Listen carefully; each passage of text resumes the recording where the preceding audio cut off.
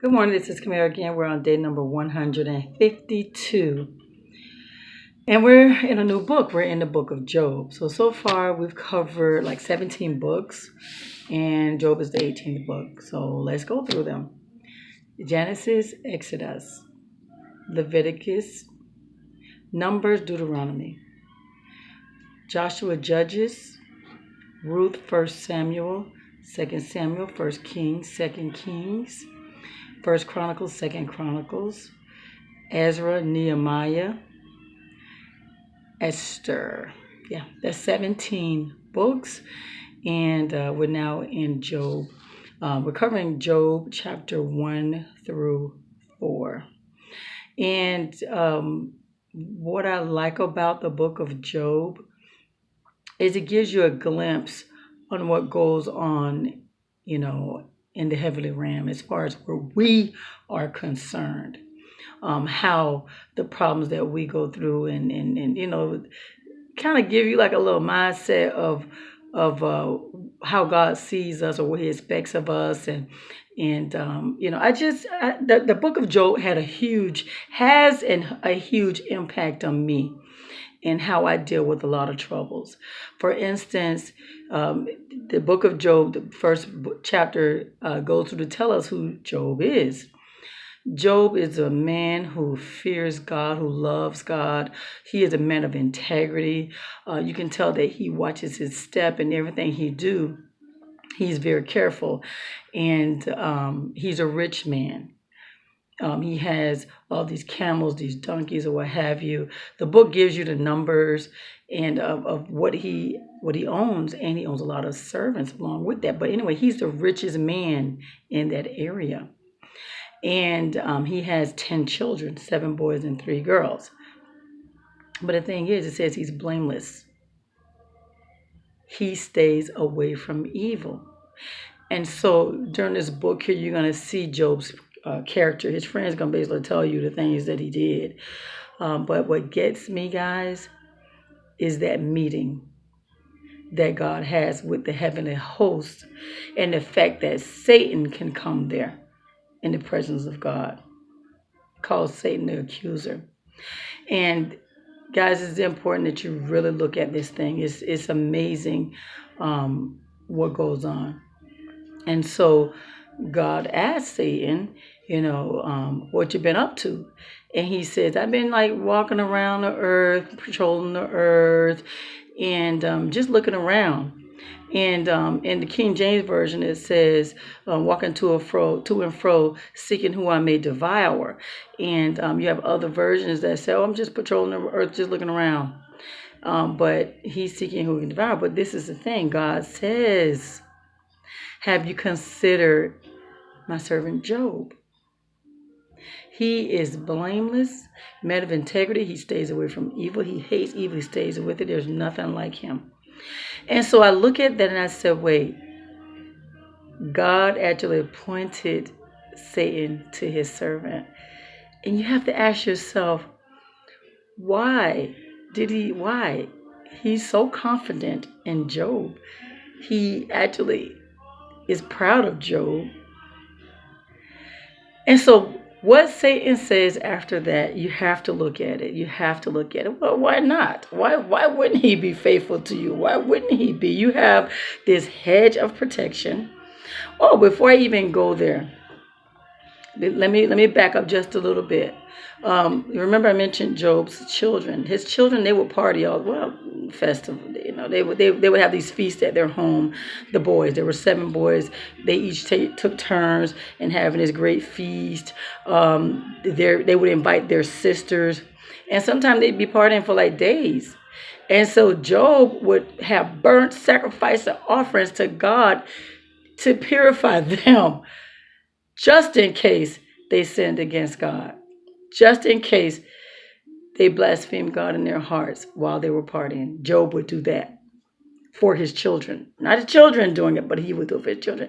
That's just how he was very careful with God. That's just how serious he took God. That is to be considered. And so now fast forward back to where I was before, and Satan is like, why not? You have this hedge of protection around him. He's, this wall of protection. When some version says wall, some says hedge, but you have all this protection around him. That's one of the benefits of being of being obedient to God and following him. He protects us, right? Everything he owns. I mean, you bless everything he does, of course. Of course he's gonna serve you. You're doing all of this. I'm like, yeah, Satan, you are correct. We're going to, because God does say he's going to protect us. He says he's going to bless, us. So that's just one of the benefits. So he says that, right? Of course he's going to be all of that. Right? So God said, you know what? And I love the confidence that he have in Job. Okay, take everything he has, but don't kill him. And so I look at that and I'm like, he's given Satan permission to take everything that Job has acquired. Just don't touch his health. And so I did write down how it all happened. Sabians. They raid Job and they steal all of his donkeys and his oxen, and they kill his farmhands.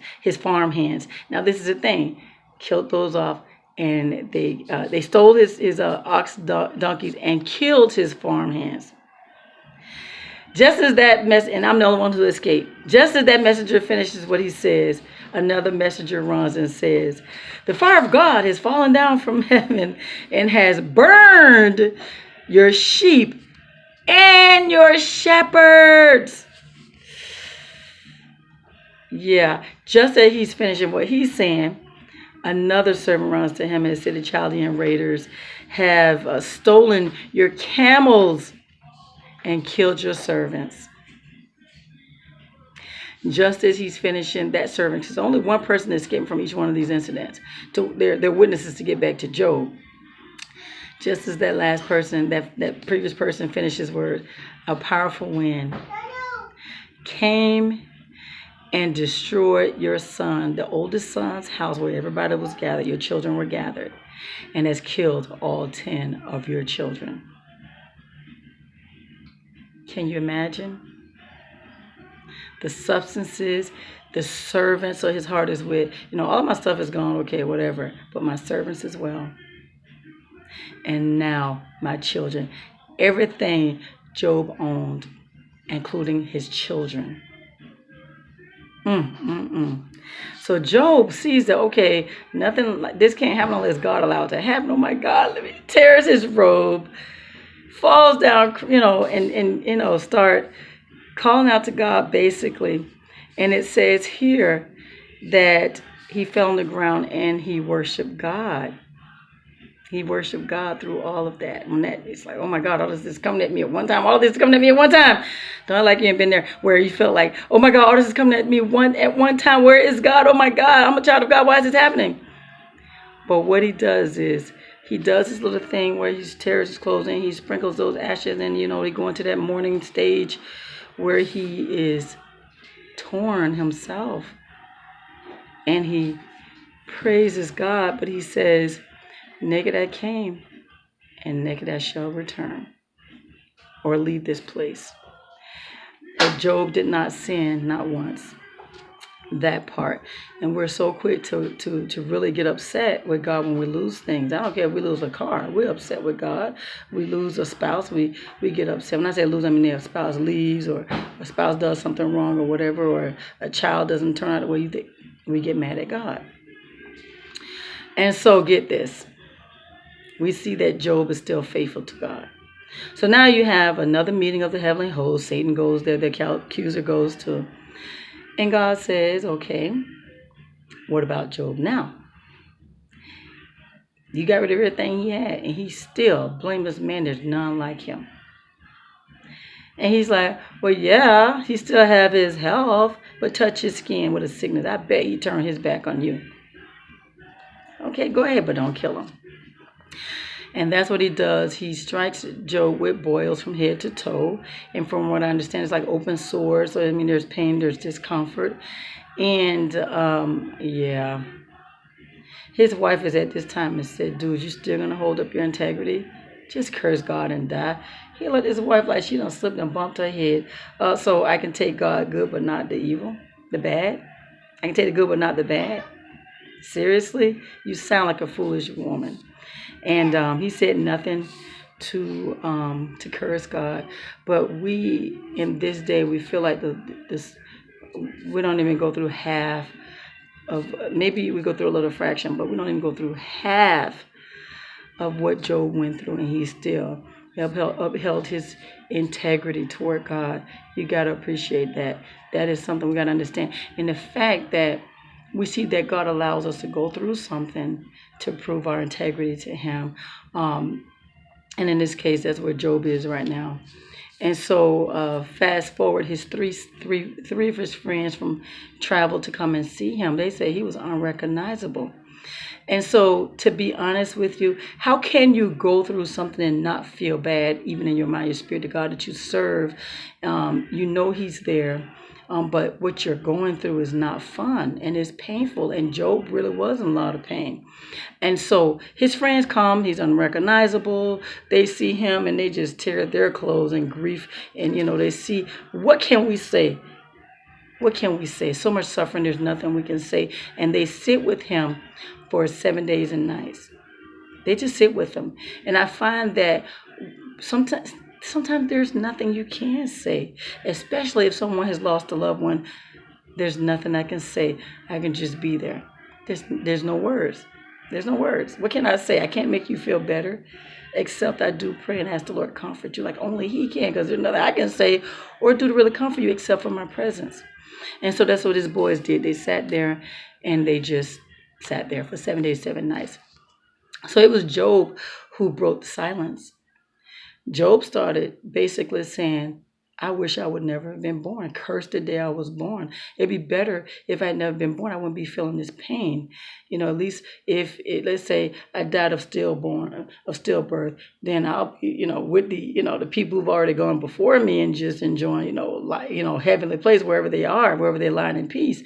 He says, but I cursed the day I was born. I hate that I was even born. This is just too much pain. He said he has no peace, no nothing. And so when he pointed out that he had no peace, I'm thinking Satan is probably even tormenting him in his dreams. He can't even sleep or what have you. I'm sure we're going to find out more as we read Job, but can you imagine the grief, the suffering he's going through? Even his wife, because she don't understand his faithfulness to God, there's no support. So one of his friends began to talk. It was Eliphaz. He decided to talk, and I love what he said in the first few verses in chapter 4. It basically told him, do you mind if I speak? Just be patient. Let me say a few words. And he says, and this right here again, guys, shows the character of Job. You are a man who've always encouraged those who were suffering. You were there to help the weak and the feeble. And you always tell people basically to trust God. That's what I'm paraphrasing, but that's what I get out of that. But now that you're going through, you don't want to be patient. You have a problem with being patient. You have a problem with standing, and knowing that this is just a trial. That's what I pick up from that. So, guys, make sure you read so you can see that. But I'm going to read from the New International Version real quick. What exactly? If someone ventures away, I'm going to go to verse number 3 in chapter 4. He says, think how you have instructed many, how you have strengthened the feeble hands. Your words have supported those who stumbled. You have strengthened faltering knees. But now trouble comes to you, and you are discouraged. If it strikes you and you're dismayed, should not your piety be your confidence and your blameless ways your hope? And this is the thing, guys. It is so easy to encourage people when you're not going through. It's so easy. But then when it's time for us to going through, there's this little struggle, like the doubt comes in, the impatience come in. But I love those. Those are probably the best words I'm going to read of Eliphaz, to be honest with you. And they say so much. Now that you are going through, it's time for you to stand on the word of God and trust and believe. And then the integrity you have shown toward God, That right there is something you could depend on. I was faithful to you, Lord, so I know this is a trial I'm going through. I know that you're going to see this through for me. I know you. I just got to trust and know that everything is going to be okay. Your blamelessness, isn't that what he said? He says, your blameless ways is your hope. And that is true. That is true. And so, guys, this book right here, like again, I tell you, it was a very important part of my growth when I was going through. As long as I keep my eyes on God, I know everything was going to be okay. It's just a trial I'm going through. And there were times I would refer back to Job and say he did worse. He went through worse, and he trusted God. And I see how Satan tries God, and God said, okay, I trust Kamera. I trust Kamera is going to still serve me regardless of what comes her way.